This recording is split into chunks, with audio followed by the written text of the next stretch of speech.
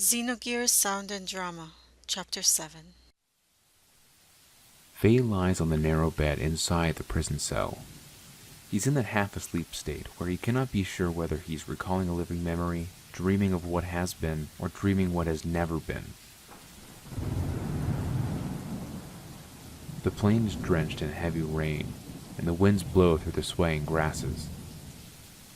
The blue night is illuminated by flashes of lightning, and the humid air reverberates with thunder. 3 figures stand on the plain, facing each other. One is a martial artist with a thick mustache, a bandana gathering his gray hair. His craggy face is worn but resolute.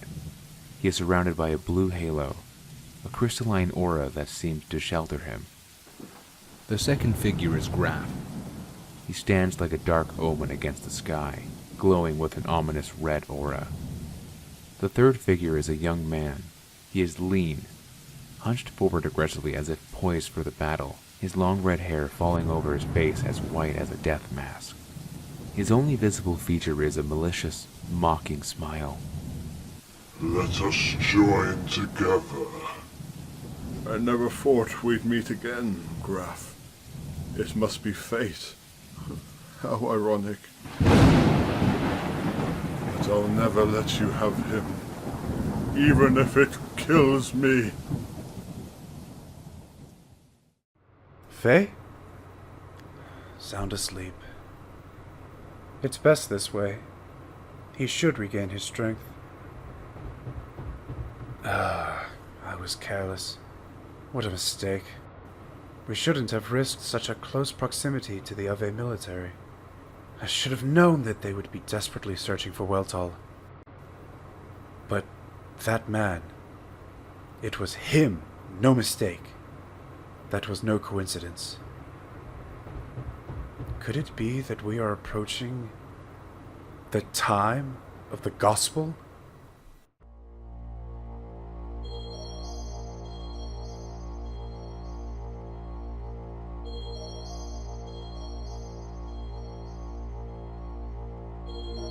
There is darkness, a blackness that seems without edge or end, that coils around itself into a self-contained universe. Within the blackness circles myriad points of blue light like far-off stars, swirling slowly in an endless dance. Their faded light is broken only by the ephemeral patches of bright shapes and colors. These shapes almost, but not quite, coalesce into windows into far-off worlds, the remains of constellations that may have once existed, but are now an echo of a forgotten memory.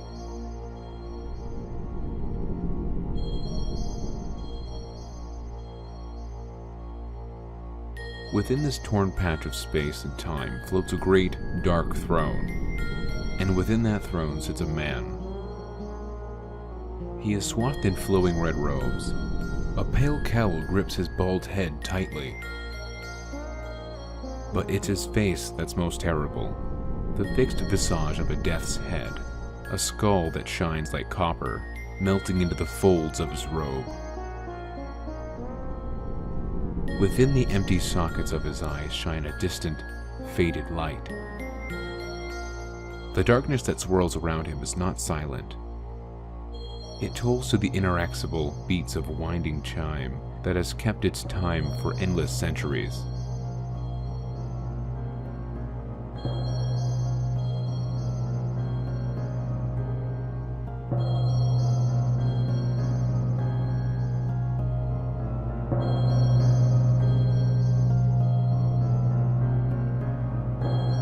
Opposite the great throne is a bright, round platform, like a small moon, just large enough for one man.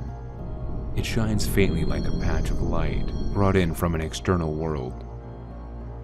A man clad in green robes stands on the platform, facing the seated Emperor of Death on his throne of steel. The Emperor speaks, and his voice is deep and hoarse, the tolling of a far-off bell. The people were expelled from paradise. They were severed from God, forced to survive on this cruel, uncaring planet. But we survived, and we filled the land. And now we must sing our final prayer. We pray to rejoin with God in paradise, where we shall live with him in eternity. That is the time of the gospel. And that time is finally at hand. At hand, Majesty?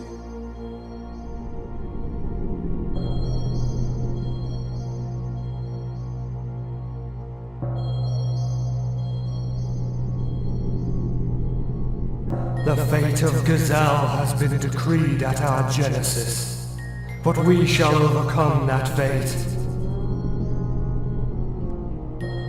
We will find God's resting place and resurrect him.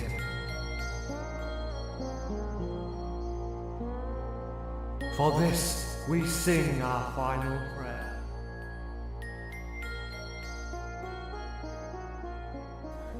Majesty, is the end finally near? Faye falls into an uneasy slumber. Meanwhile, the sand cruiser that carries him to his imprisonment is being stealthily observed through the green glass of a scope extending from a sand ship. It focuses on Weltall, the prize of the find, and a young man's cheerful voice exults over it. Bingo! An Ave transport, just like the report said. And look at what we have on the roof. That's a new Kislev model. It has to be the stolen gear everyone is after. In any case, there's no way I'm gonna let Shakan and Ave have it. The scope is deactivated and retracts, and the speaker straightens. He is standing on the bridge of the sand ship. The crew manning the myriad control panel stations lining the bridge are a motley bunch. Some dressed as pirates with colorful bandanas wounding upon their heads, others in a heavy green suit of mechanics. There's even a demi-human, a dolphin, who serves as the ship's sonar operator. The young man, who is clearly the ship's leader, is wearing a sleeveless, short red jacket over a black shirt and white pants. He has long yellow hair tied in a braid, a pirate's patch covers one of his eyes, and his one good eye a bright shade of blue. His voice and bearing betray brash, youthful confidence. Gunner! Turret A Anton and Turret B Belta can initiate their ectropometer 20 seconds after we open their hatches. Franz! I don't hear anything other than the flowing sound of the sand. No suspicious radar activity detected. Marseille! All of Matreya's units are on standby at the catapults. They'll be able to launch 1 minute after we resurface. Good. Let's do it. Batcon level 1. Surface combat, ready. Torpedo room, ready. Anti-gear guns, ready. Navigation and engineering are also ready. While the pirate ship readies its attack, the door to the bridge opens and two men walk in. They look distinct from the regular crew.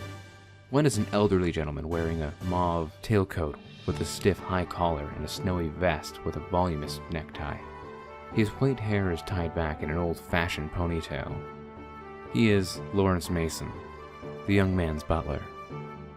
Young master! What's happening? What's this alarm all about? The other is a tall man in his late 20s with long, pale hair, wearing a long white coat edged with purple. His pants are dark, mostly concealed by lengthy cowboy-style white chaps. His tanned face also have a patch over one eye, and his good eye is a crystal blue. Though his expression is grave, he bears a striking resemblance to the young leader. His name is Sigard, and he is the first mate of the sand ship. Not again. Hold on a second, young master. Battle stations, everyone. Begin operating the sand pump for surface navigation. Prepare to fire starboard cannons upon surfacing. Young master! Young master, please, listen to us. Trim to the right. The wind is strong up there and we may be blown off balance. Jericho, hand the helm over to me. Yay, sir. Satan, look. What is that? It looks like a sand cruiser. Can it be those desert pirates that I heard about? The long, oblong cruiser emerges from the depths of the sand, plowing through the desert's surface. It's composed of dark metal that is constructed with a sealed hull that protects it from the pressure of the underground terrain. a circular golden insignia is painted on its front. Meanwhile, the youthful pirate leader continues to cheerfully ignore the pleading and advice from the old mason and Sigard, and issues a stream of orders to prepare for attack. Alternate firing between A. Anton and B. Belta. Calculating adjustments. Oh yeah! Switch modes over to salvos after the initial shots. Let's slow them down. Get ready to give them a spanking they won't forget. Young master, please wait. It may just be a requisition ship, not a warship. Let me handle this. Whether it's a warship or not, it's carrying a new gear. Gunner, let him have it. Missiles ready. Fire! Uh-oh. They shot the cruiser.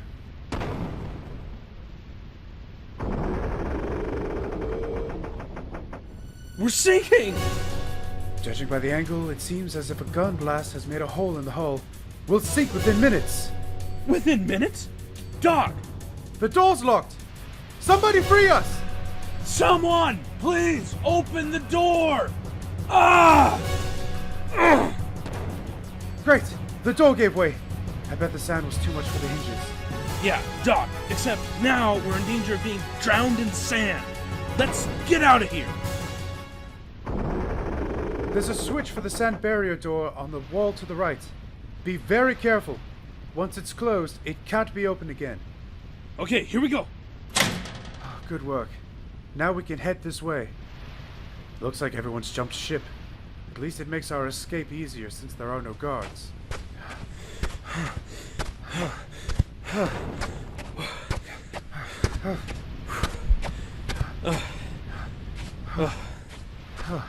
The sand is rising. Here's the ladder. Hurry! Doc, watch out! The sand's pouring out. That was lucky. We could have been buried under the sand stream. Damn it! The hatch is clogged with it. We can't go this way anymore. I'm sure there's another ladder down the corridor. This way.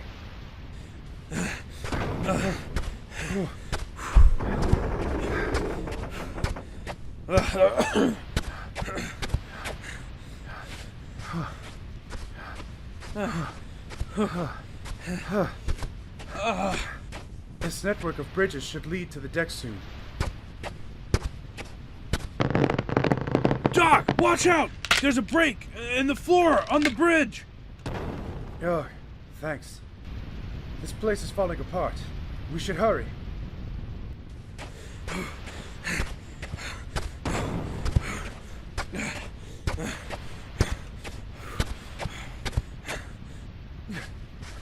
Up this ladder.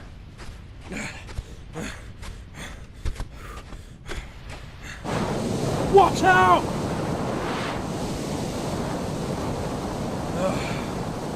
Another lucky escape. That jet of steam could have burned us really badly. Whew, made it through just in time. Up there! I have a feeling that we're very close. Out that door! Finally made it to the deck. So nice to breathe some fresh air. Right, Doc? Hey. Doc? Doc! Where did you go? Faye, can you hear me? I found the switchboard to the control arm of that crane. If you run up it, you'll be able to reach Weltall.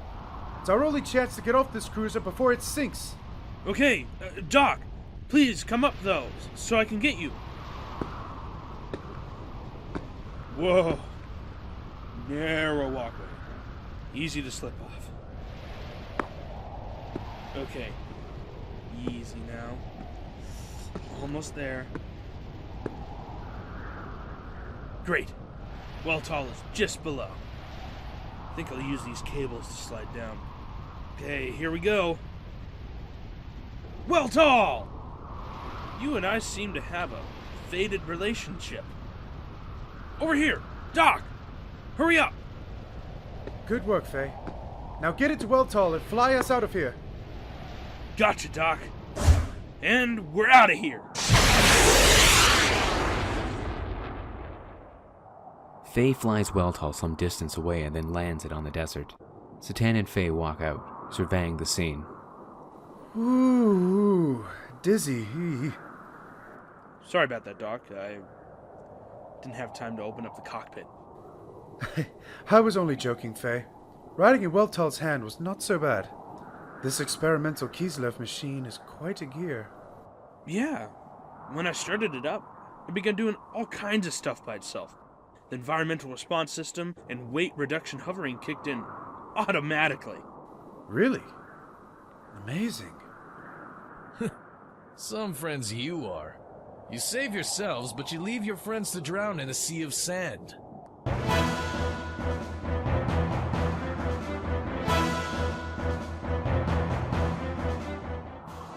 Huh? Who's that? He's got a gear. I'd say it's one of the pirates. A giant red gear, almost as large as Weltal and considerably broader, stands against the bright sky. The sand cruiser sits like a sleek, dark eel on the desert sand behind him. It's not very manly of you two to leave your platoon to die while you run away in a gear, you know. But that doesn't matter, because that gear is mine. Prepare yourselves. Wait a minute! We're not Ava soldiers. Huh. That's a pretty pathetic bid to get me to spare your life. I know you came out of an Ave ship. But it's true. We were prisoners. You're really sad. You're a soldier. Show a little spine. Put up a decent fight. But I'm telling you, I'm not a soldier. I don't want to fight. Then stop complaining, leave the gear that you stole, and get out of here. For someone who doesn't want to fight, you're quite powerful. That gear seems to hold up quite well as my own Brigadier. I bet that it's an all-environmental model. Now I want it even more. I told you, I don't want to fight. Stop it! Make me.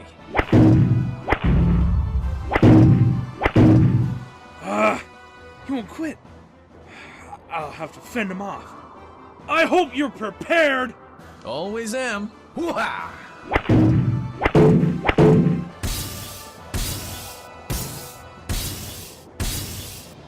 Hey, you're pretty good for a grunt. I already told you, I'm not... Oh, why am I trying? He won't listen. There!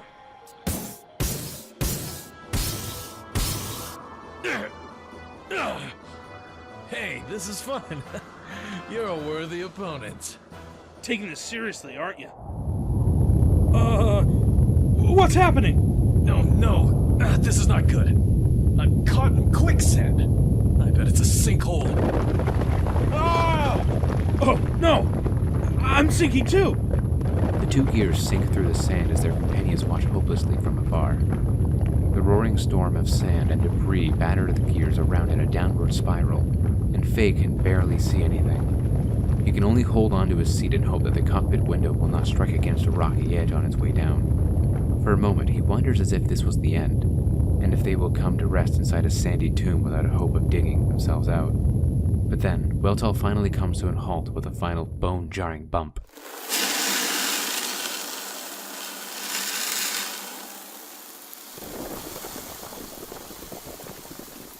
When Faye dares to move again, he glimpses faint light through the window. The sand starts to slide off the gear as he begins to manipulate the controls, and he walks it forward. The going is slow, but the metal feet soon strike something that feels like solid rock.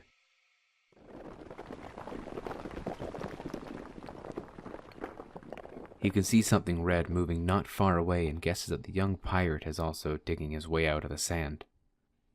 Faye opens the cockpit and looks around. He is inside a giant cave.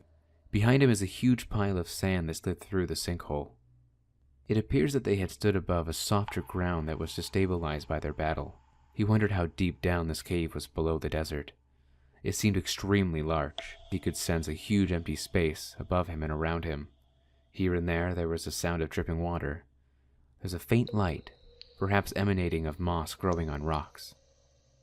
The red gear, Brigadier, had released itself from the sand that was now striding towards him. It halts and the cockpit opens. Ugh, I can't believe that I got caught in quicksand. I lived in the desert enough time and should have known better. Hey, you! Come down here. I'm not gonna kill you, okay? Okay. Hey, you're not an Ave soldier.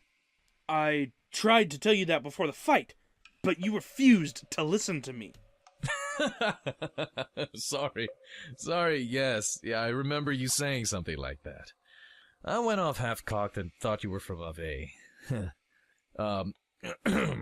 Anyway, my name is Bart. I'm the pirate who works this territory. My name is Faye. I was probably going to get sent to a concentration camp by the Ava military until you blew that ship to blazes. Anyway, I'm just glad that I survived. Huh, I see. Well, I'm glad I at least helped you out a bit. But I didn't expect a civilian like you would be riding a military gear, especially a brand new model. Well, I didn't exactly want to pilot it. Anyways, where are we? I never heard of huge stalactite caves underneath the desert. Oh, didn't you know? The desert only covers around 1,000 sharls of the outer layer of the Earth's crust. The stratum underneath it consists of igneous rock. From a sea of trees to a sea of sand, and now a stalactite cave. I wonder what's next. Eh? What are you mumbling about? Look, the hole we fell through is blocked now. I intended to take your gear, but I guess that this changes things a bit. And how exactly were you expecting to pilot 2 gears through this cave by yourself? I was gonna take you prisoner and, Anyway, that doesn't matter. Let's call a truce for now. At least until we find a way out of here. Well, I guess I owe you. In a way. Agreed. Meanwhile, on the deck of the pirate cruiser, numerous Ave soldiers from the sand cruiser are gathered at the sickbay. They are attended by workers from the pirate ship. Phew! Thank God! I didn't want to dry up and die in the desert. Hey, you! You can't go beyond this point. You can't order me around. You sunk our ship. Shut up and follow orders. And be thankful that you were saved. Excuse me. I'm a nurse who is here to attend the injured. Is there anyone who is almost dead, missing an arm or a leg, or in need of an abdominal operation? No one? Well, that's depressing. Satan and Sigurd stand nearby, consulting together. Sigurd, sir, reporting from the fields. The collection of the goods and soldiers from Avi Transport are almost complete, but we still can't locate the young master. General Matreya's platoon will scout around again. Thank you. I'm counting on you. We think that Bart fell into an underground cave with that boy, Faye. It's near an old excavation site, and he is riding a gear, so he'll probably be able to come up somewhere. We'll try to find him for a while, and if that doesn't work, then we'll wait for him at our meeting point. You seem to trust him a lot. Trust him? Yeah. I'll trust that he'll get us into trouble. So even though you're pirates, your young master has not just been shooting at anything and everything. Yes. He calculated this attack to minimize casualties. Or so he says. As you can see, no one has died. But I never thought I would meet you here, Hyuga. That's quite a coincidence. It's not a coincidence. It is an inevitable consequence. Are you saying something is about to happen, Hyuga? Well, in a way. I'm saying that our meeting may be fated.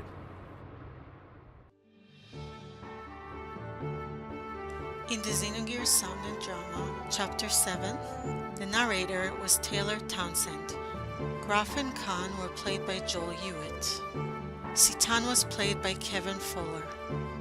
Emperor Kane was played by Tom Dowdy. Bart was played by Christian Sikanen. The gunners, a vase soldier and ship worker, were played by Scotty Oka. Franz was played by Sam Won. Marseille was played by Bill Yates. Old Mason was played by Adam Wentz. Sigurd was played by Matt Raftis. Jericho and the gear pilot were played by Jervy Ross. Faye was played by Ty Miner. The nurse was played by Ruby Cat.